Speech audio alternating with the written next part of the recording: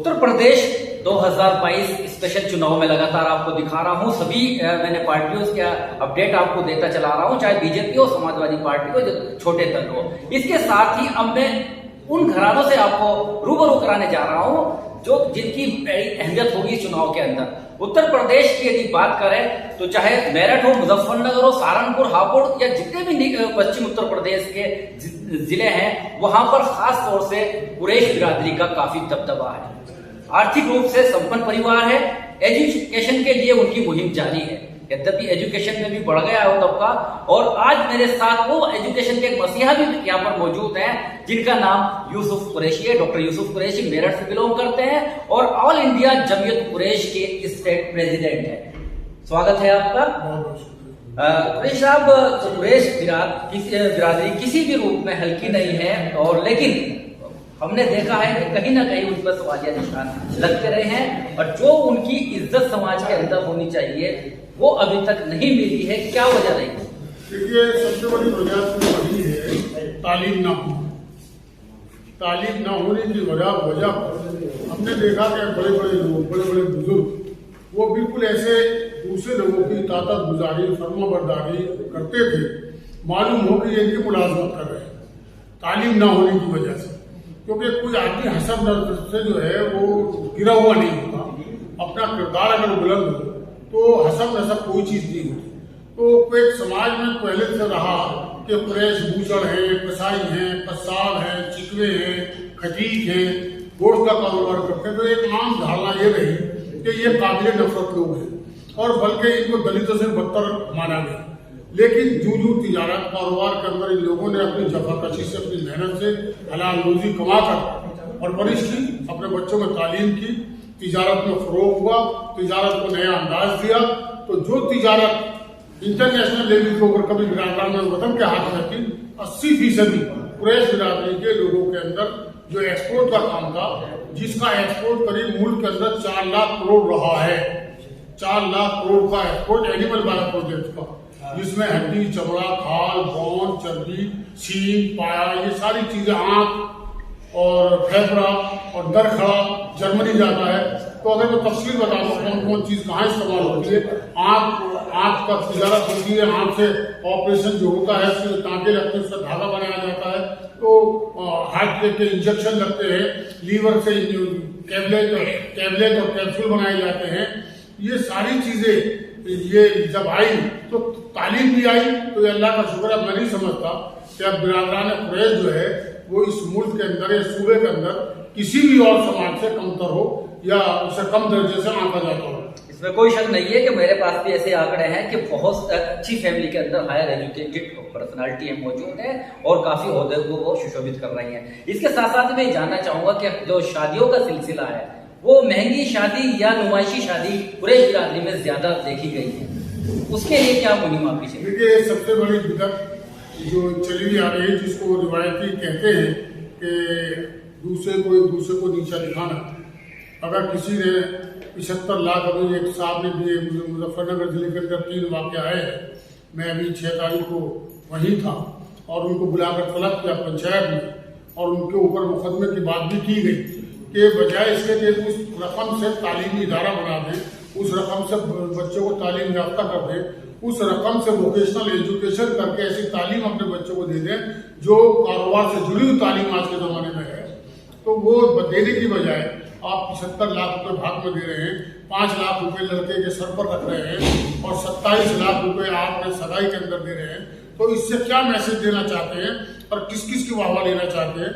तो आम बिरादरी ने मुजफ्फरनगर जिले की 6 तारीख को आम मीटिंग बुलाकर जिले की उसको बहुत ज़्यादा से मजम्मत की उसकी, और आगे के लिए कहा कि अब हम आगे तालीम के मैदान में बढ़ेंगे, अब हर जगह तालीमी इदारे बनाएंगे।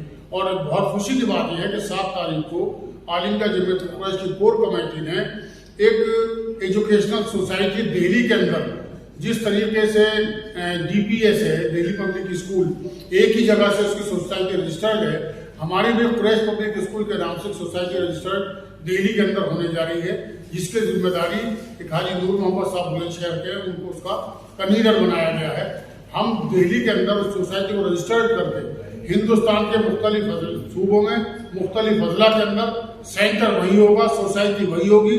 जिस तरीके से डीपीएस की शाखें मुख्तलिफ जगहों पर है, हम इसी तरह पर अपने प्रेस शाखें हर जिले के अंदर, हर शहर के अंदर और सूबे के अंदर ये जमीयत कुरैश ने आगे के लिए अपना प्रोग्राम तय किया है। ये बहुत अच्छे 2 प्रोग्राम आपने शुरू कर दिए हैं। मैं पॉलिटिक्स की तरफ लौटता हूँ। राजनीति के अंदर क्या किसी पिछली सरकारों ने या मौजूदा सरकार ने कुरैश बिरादरी के बारे में कुछ मैनिफेस्टो जारी किया, या आपकी कुछ मीडिया आपसे संपर्क किया, या कुछ उनका ख्यालात हैं ऐसा?